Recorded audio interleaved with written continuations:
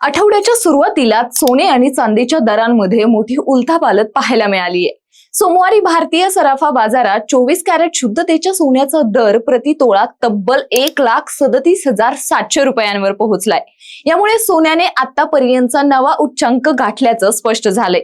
सोन्यापाठोपाठ चांदीच्या दरातही लक्षणीय वाढ झाली असून महाराष्ट्रातील प्रमुख शहरांमधील सुवर्ण बाजारपेठांमध्ये चांदीचे भाव अक्षरशः गगनाला भिडलेत। केवळ देशांतर्गतच नव्हे तर जागतिक बाजारपेठेतही सोन्याच्या दरात मोठी उसळी पाहायला मिळते। गेल्या एका वर्षात सोन्याच्या किमतीत सुमारे 70% वाढ झाली असून 1979 नंतरची ही सर्वात मोठी दरवाढ मानली जाते।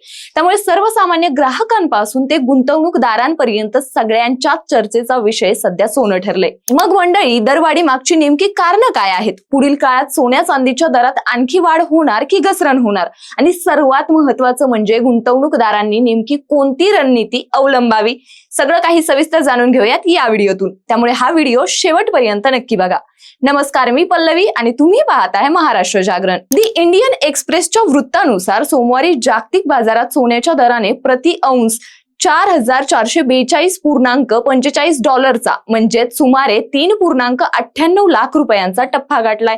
या वर्षाच्या सुरुवातीला आंतरराष्ट्रीय बाजारात सोन्याचा दर प्रति औंस सुमारे $2,670 म्हणजे जवळपास 2,39 लाख रुपये होता।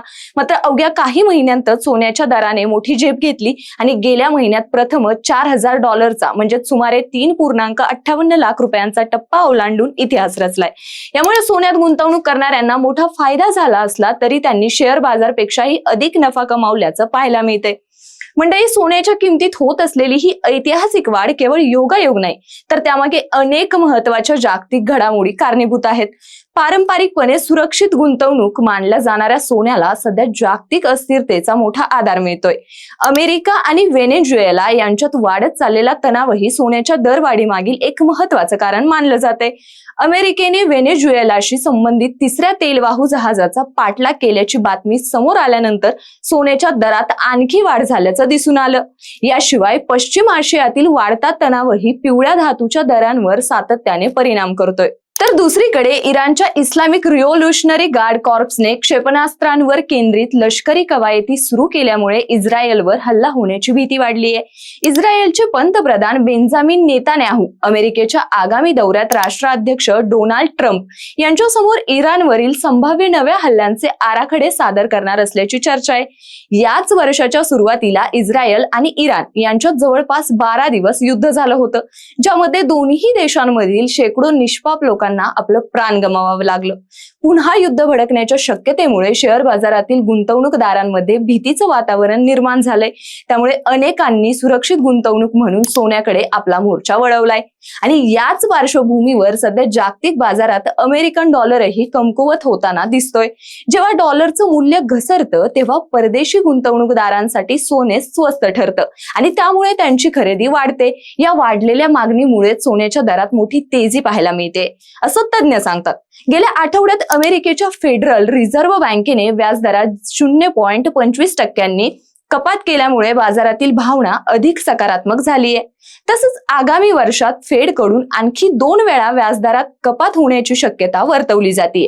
जरी सोनं हे व्याज न देणारी मालमत्ता असली तरी कमी व्याजदरांच्या वातावरणात ते गुंतवणूकदारांसाठी अधिक आकर्षक ठरतं।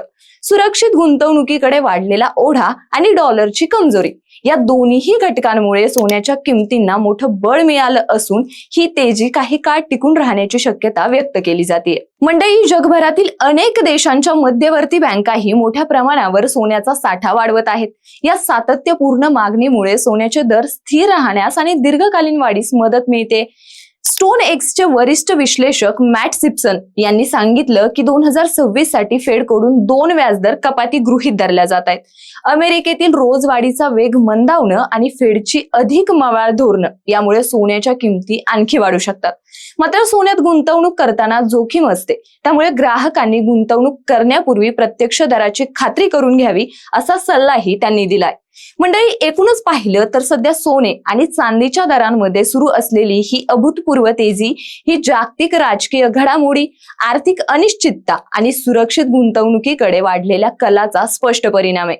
मात्र सध्याचा उच्चांक पाहता गुंतवणूक करताना भावनेच्या भरात निर्णय न घेता तज्ञांचा सल्ला, बाजारातील चढ उतार आणि स्वतःची आर्थिक गरज लक्षात घेणं अत्यंत महत्वाचं आहे.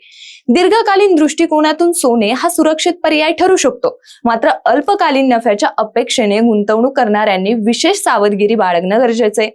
पुढील काळात जागतिक राजकीय आणि आर्थिक परिस्थितीवरच सोन्या चांदीच्या दरांची दिशा ठरणार आहे. बाकी सोने चांदीच्या दरात झालेल्या या वाढीबद्दल तुम्हाला काय वाटतं? कमेंट करून नक्की सांगा आणि महाराष्ट्र जागरणला सबस्क्राईब करायला विसरू नका.